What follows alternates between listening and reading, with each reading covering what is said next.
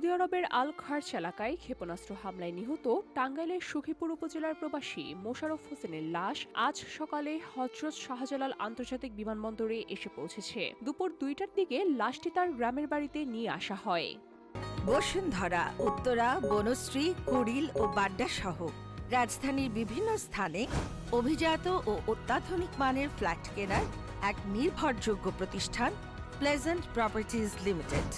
মোশাররফ হোসেন গজারিয়া ইউনিয়নের কীর্তনখোলা মধ্যপাড়া গ্রামের বাসিন্দা। তিনি প্রায় 8 বছর আগে সৌদি আরব গিয়েছিলেন। নিহত হওয়ার সময় তার 2 ছেলে ছিল। মৃত্যুর 8 ঘন্টা আগেও বড় ছেলে মাহিমের সঙ্গে তিনি ভিডিও কলে কথা বলেছিলেন।